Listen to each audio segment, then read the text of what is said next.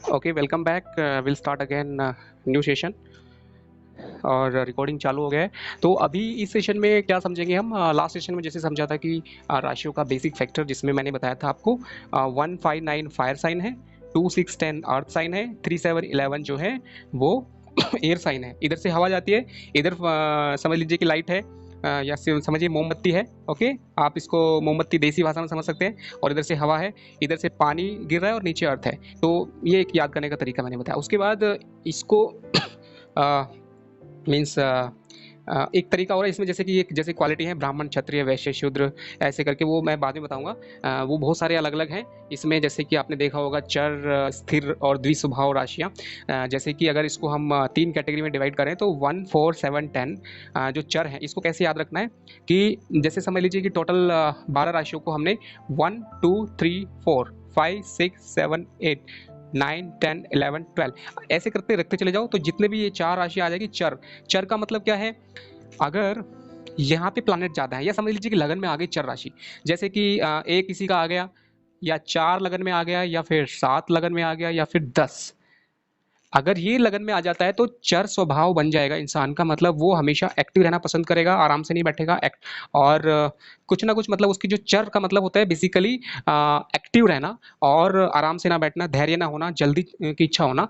अगर इसकी बजाय स्थिर वाली राशियाँ यहाँ पे आ जाती हैं, जैसे कि 2, 5, 8, 11 यानी कि वृष, 5 यानी कि सिंह, 8 मतलब वृश्चिक, और 11 मतलब अ, कुंभ राशि। ओके, अगर ये लगन में आ जाती है तो लगन का मतलब होता है हमारा basic nature, centre of life. हमारा कोई भी चीज़ का जो शुरुआत है वो लगन होता है। तो यहाँ पे अगर लगन में दो राशि आता है किसी, तो स्थिर मतलब वो इंसान, समझ लीजिए कि वो अगर किसी कहीं पे घर ले लिया, उसने मकान लिया, तो वो हमेशा चाहेगा कि वो वहीं पे रहे, जल्दी चेंज ना करे। या फिर वो लाइफ के अंदर भी बहुत बड़े चेंज लाना चाहता है। ओके, स्थिरता उसको पसंद होती है। ठीक है, वो एडजस्ट कर लेता है, स्थिरता होती है उसके अंदर। अगर यहाँ पे लगन में समझ लीजिए कि किसी को 3, 6, 3 यानी कि मिथुन, कन्या, धनु या फिर मीन राशि आ जाती है।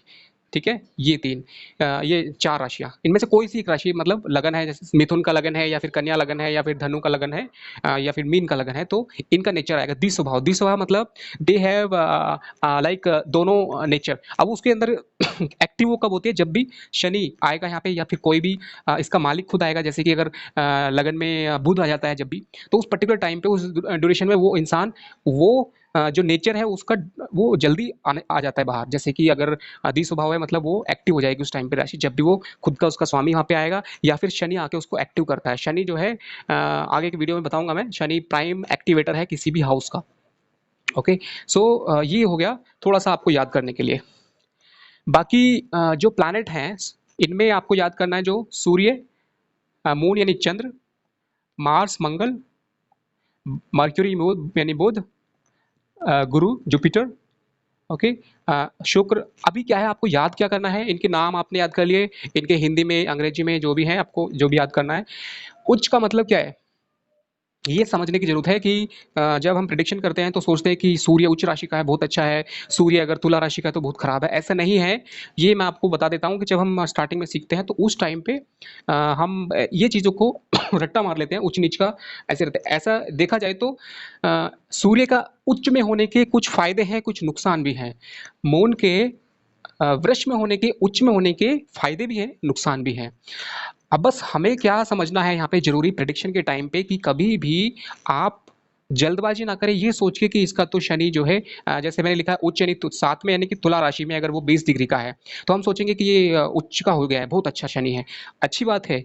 लेकिन आपको एक चीज याद रखना है हमेशा, उच्च का मतलब मोस्ट पावरफुल नहीं है।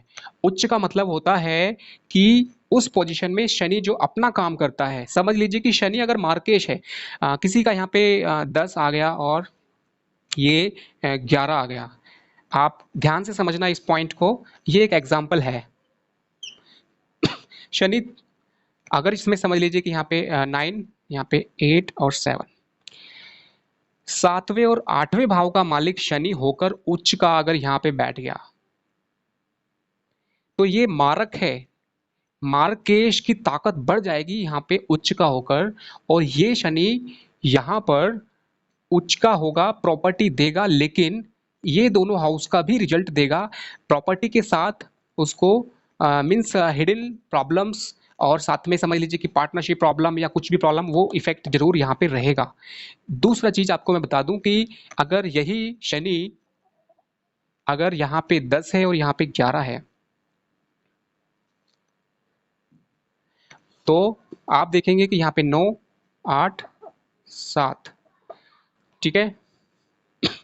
अभी यहाँ पे हम देखेंगे कि ये योग कारक है। इस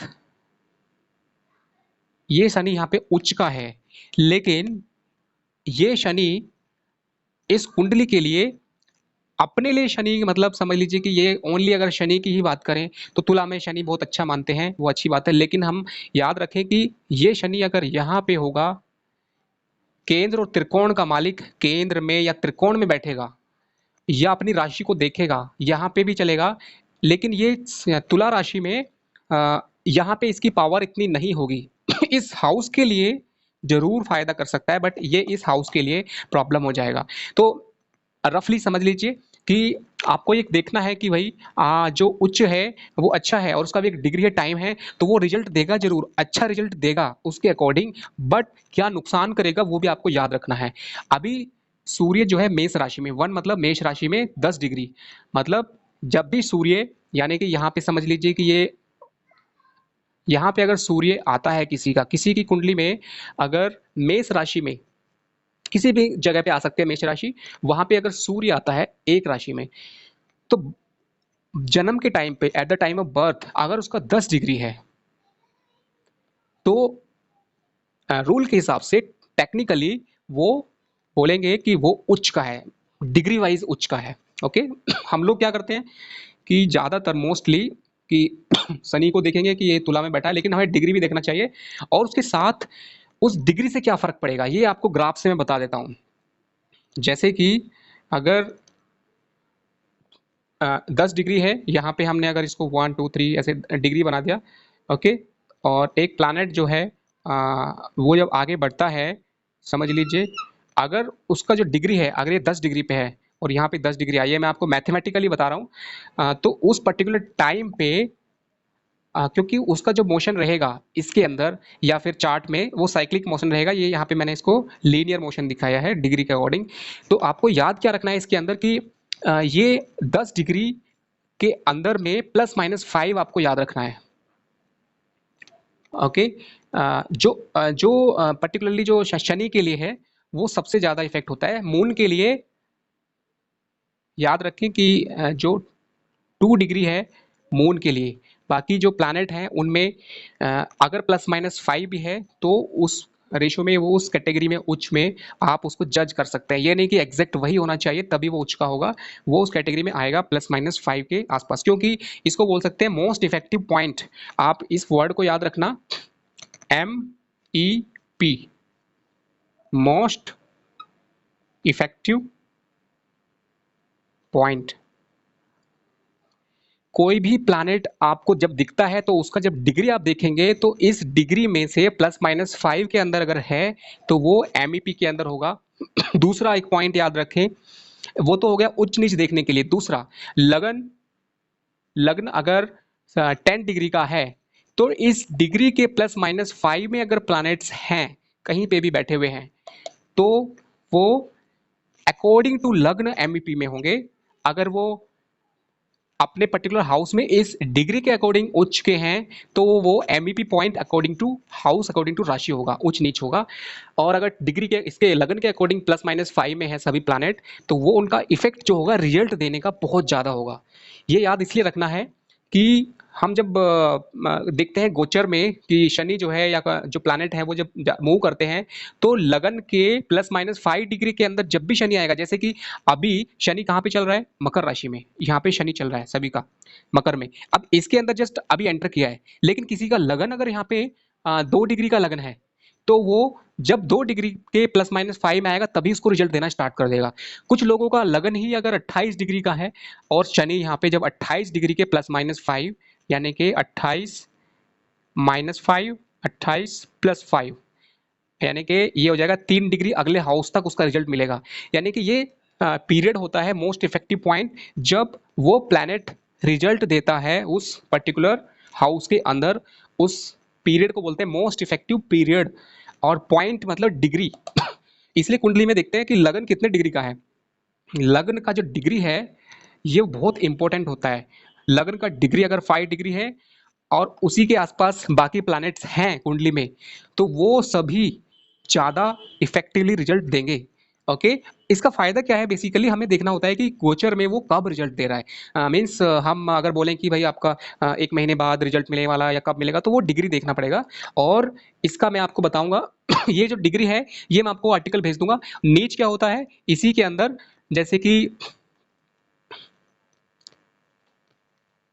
उच्च का ये हो गया, अभी नीच का इसी के अंदर हम समझ लेते हैं। ध्यान से समझ लेना। यहां पे अगर सूर्य उच्च का है मेष राशि में, तो उसके सामने वाले घर में ये सूर्य नीच का हो जाएगा। ओके।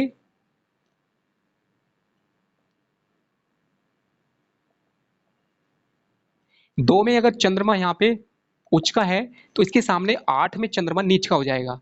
ठीक है। 4 में जो है बृहस्पति उच्च का है, तो 10 में बृहस्पति नीच का हो जाएगा। ठीक है। कन्या राशि में बुध उच्च का है, तो इसके सामने वाला जो राशि है 12वां भाव में, यहाँ पे बुध नीच का हो जाएगा। सामने वाला का मतलब है उसके अंदर आप 6 जोड़ दीजिए। जैसे 2 है, 2 में 6 जोड़ेंगे, 2 + 6 = 8, यानी 8 उसका नीच राशि है। यानी यहाँ पे 1 लिखा है मैंने, 1 में उच्च का है तो 1 + 6 में नीच का होगा। 2 में उच्च का है तो 2 + 6 में नीच का होगा। मंगल अगर 10 में उच्च का है तो 10 + 6। अब इसके अंदर क्या करना है, 6 का मतलब है ये जो 10 है इसमें 16, यानी कि 12 प्लस मीन्स 12 4, यानी 4 हो जाएगा ये। ओके। 4 यानी कि कर्क राशि। 6, 6 में अगर 6 जोड़ेंगे तो 12 आ जाएगा, यानी मीन राशि। 4 में अगर बृहस्पति उच्च का है यानी कर्क में, तो 4 + 6 = 10, यानी कि मकर राशि में नीच का हो जाएगा। शुक्र अगर 12 मीन में नीच का है, शुक्र उच्च का है, तो +6 जोड़ दीजिए, तो 6 = 6 हो जाएगा, यानी कि इसमें नीच का हो जाएगा। शनि ऐसे, तो ये सारा आपको याद रखना है। राहु मिथुन और केतु धनु, इनके डिग्री है, ये मैं आपको आर्टिकल भेज दूंगा। ओके। ये उच्च और नीच हो गया, और उसी डिग्री में रहेगा, सेम डिग्री में नीच होगा, ये आप याद कर लें। ठीक है। ये मैं छोटी छोटी बातें आपको धीरे से बता रहा हूँ, बट बहुत इंपॉर्टेंट है।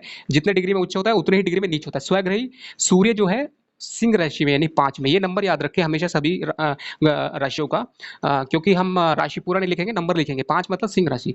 चंद्रमा जो है इसका स्वग्रही मतलब 4, कर्क राशि। मंगल इसका 1 और 8 होता है अपने घर। बुध का 3 और 6 मिथुन और कन्या। गुरु का जो खुद का घर है वो 9 और 12 है। शुक्र का 2 और 7। शनि का 10 और 11। ठीक है। राहु जो है वो उच्च, मतलब राहु एक्चुअली क्या है, इमेजिनरी प्लैनेट है। राहु के ऊपर मेरे सबसे ज़्यादा आर्टिकल्स हैं, उसको मैं अच्छे से एक ही सेशन में बताऊंगा। राहु केतु बहुत ही मिस्टीरियस प्लैनेट है, उसका बाद में बता दूंगा। तो उच्च नीच स्वग्रही का आपको समझ में आ गया है। ओके। तो इसको अभी कंप्लीट यहाँ से हटा देते हैं।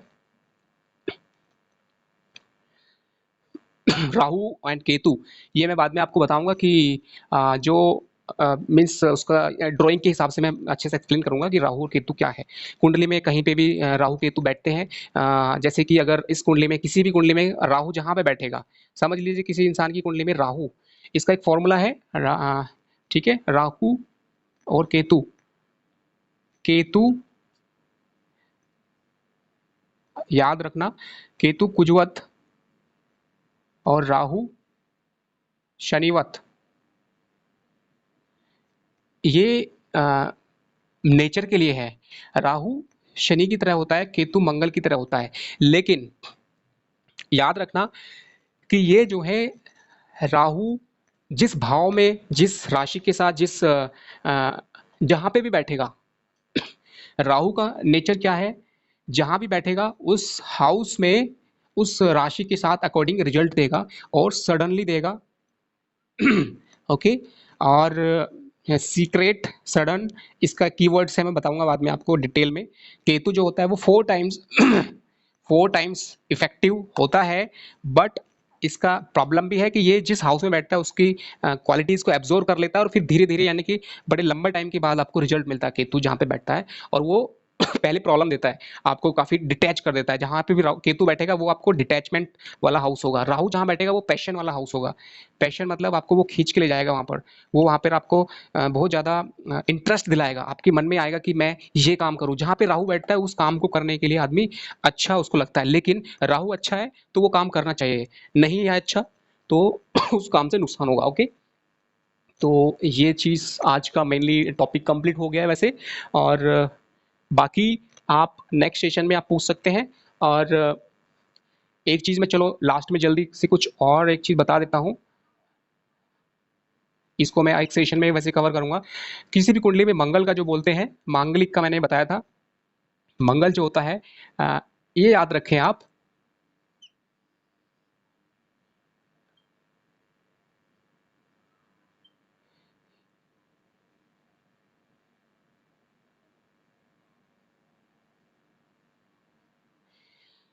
ये 12 भाव है, ये 1 है, ये 4 है, ये 7 है, ये 8 है।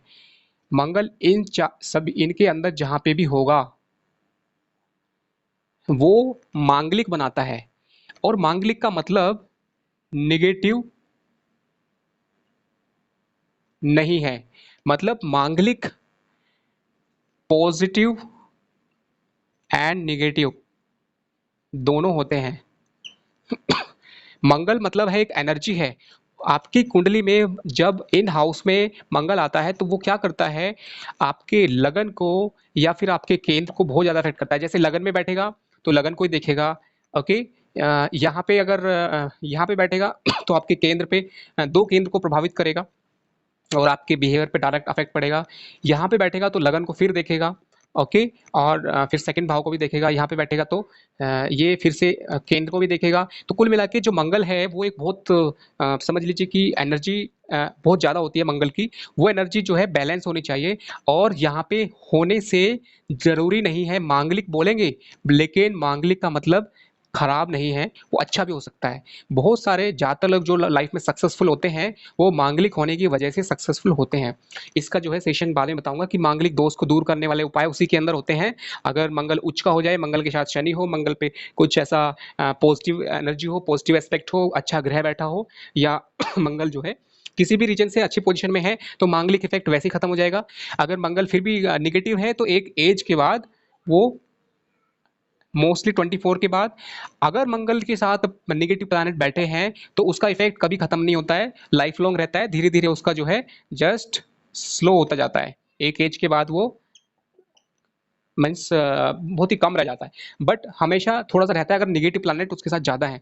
और इसके उपाय उसी के अंदर छुपे होते हैं। अगर किसी मांगलिक का उपाय बताना है तो उसी के अंदर देखना पड़ता है कि जो स्ट्रॉन्ग प्लैनेट है वही उसको हेल्प करेगा। और बाकी इसको अगले सेशन में, नेक्स्ट एक सेशन में करेंगे जो योग हैं, योग के साथ। ओके, और आज के लिए इतना ही। बाकी आपके जो क्वेश्चंस होंगे आप क्वेश्चंस को दे सकते हैं मुझे अलग से। और मेरे पास एक क्वेश्चन आया था ओनली उच्च के लिए जिसको मैंने आज कवर किया है। बाकी के क्वेश्चंस हम कवर करेंगे। तो आज के लिए इतना ही। बाकी नेक्स्ट सेशन जो होगा ट्राई करेंगे कि एक पर्टिकुलरली सेशन जो है, एक सेशन जो है रहेगा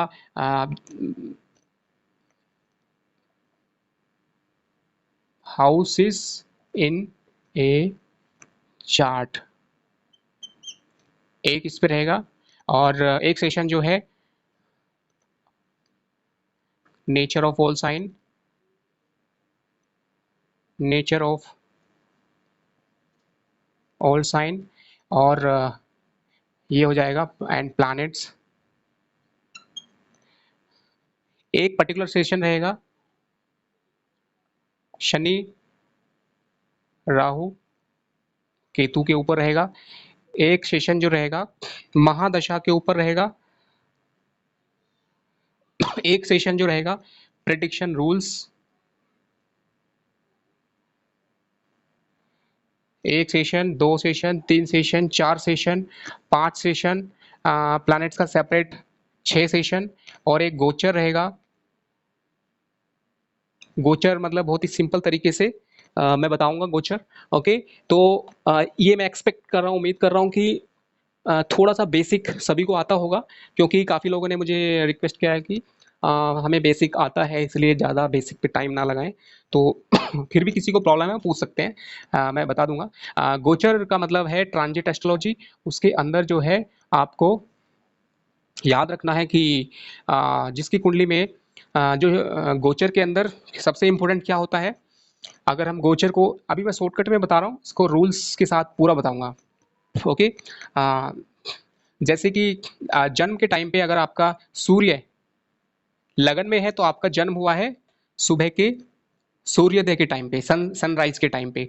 2 घंटे बाद अगर जन्म हुआ है सनराइज के 2 घंटे बाद, तो यहाँ पे सूर्य होगा। जो सनराइज के 4 घंटे बाद जन्म हुआ है तो यहाँ पे सूर्य होगा। दोपहर को जन्म हुआ है तो यहाँ पे सूर्य होगा। फिर दोपहर के 2 घंटे बाद यहाँ पे सूर्य, फिर यहाँ पे सूर्य। अगर शाम को सनसेट के टाइम पे जन्म हुआ है तो सूर्य यहाँ पे होगा जन्म कुंडली में। अगर सूर्य यहाँ पे है तो सनसेट के 2 घंटे बाद, फिर सनसेट के 4 घंटे बाद, और मध्य रात्रि को अगर किसी का जन्म हुआ है तो उसकी कुंडली में सूर्य यहाँ मिलेगा। ये किस लिए है, आपको कुंडली देखते ही पता चल जाएगा कि किस उस टाइम उसका जन्म किस टाइम पे हुआ है लगभग। अगर सूर्य के सामने चंद्रमा आता है, सूर्य के सामने चंद्रमा कुंडली में है, तो आप याद रख सकते हैं कि लगभग पूर्णिमा, आमने सामने चंद्रमा और सूर्य है मतलब पूर्णिमा का जन्म है। सूर्य के साथ में अगर चंद्रमा है, ये रूल आप लिख लें जो मैं बता रहा हूँ, सूर्य के साथ अगर चंद्रमा है तो अमावस्या का जन्म होगा। और उसके हिसाब से आप तिथि भी निकाल सकते हैं कि कौन से तिथि को जन्म है। इसका फिर डिग्री देखेंगे तो आपको और अच्छे से पता चलेगा। ये सेशन बाद में अच्छे से कर सकते हैं। गोचर के अंदर जो आपको देखना है, 2 चार्ट एक साथ बनाने होंगे आपको गोचर में। एक लग्न चार्ट और एक नाव, मतलब उस टाइम पे जो प्लैनेट की स्थिति। किसी का अगर वृश्चिक लगन है तो इसको भी नाव का वृश्चिक लगन रखना पड़ेगा। और यहाँ पे जो प्लैनेट की स्थिति है, जो लगन कुंडली के प्लैनेट है, अगर किसी का जन्म के टाइम पे, जैसे नरेंद्र मोदी का वृश्चिक लगन है, यहाँ पे चंद्रमा और शनि है, लेकिन यही शनि अब कहाँ चल रहा है, यहाँ पे चल रहा है। तो आपको देखना है कि ये किस भाव का मालिक है और कहाँ पे चल रहा है। तो उसके हिसाब से अभी आप देखेंगे कि ये शनि जो है तीसरे भाव में चल रहा है, अभी यहाँ पे आया है 10 यानी कि मकर राशि में। ये क्या क्या करेगा, तीसरी दृष्टि से इसको देख रहा है, 7वीं दृष्टि से 9 भाव को देख रहा है, 10वीं दृष्टि से 12 भाव को देख रहा है। दृष्टियां, एस्पेक्ट बोलते हैं उसको इंग्लिश में, एस्पेक्ट, दृष्टि। जो सूर्य है वो जहां बैठता है 7वीं दृष्टि, चंद्रमा 7वीं दृष्टि, मंगल 7वीं के साथ में 4थी और 8वीं, बुध 7वीं, ओके। उसके बाद गुरु बृहस्पति इसकी 7वीं के साथ साथ 5 और 9, शुक्र 7, शनि, शनि की जो दृष्टि है 7वीं के साथ साथ तीसरी और 10वीं दृष्टि रहती है, ओके। राहु सेम 7 के साथ साथ 5 और 9 है, राहु और केतु दोनों का। तो ये वाला दृष्टि वाला चीज आप नोट कर लें, ये आपको वैसे मिल जाएगा कहीं ना कहीं दृष्टियों का। तो ये हो जाएगा गोचर की। आपको देखना है गोचर में कि शनि जो है जन्म का कहाँ पे है, किस भाव का मालिक है, बच्चे अभी कहाँ चल रहा है, और उसको देखने से हो जाएगा, ओके। बाकी हम अगले सेशन में करेंगे। ये मैंने जल्दी जल्दी से आपको जस्ट ऐसे लिखवाया है, एंड होपफुली जो भी आपने लिखा है नोट्स बनाते रहें, और बाकी अगले सेशन में करेंगे। थैंक यू, एंड और अच्छे से नेक्स्ट सेशन को करने की कोशिश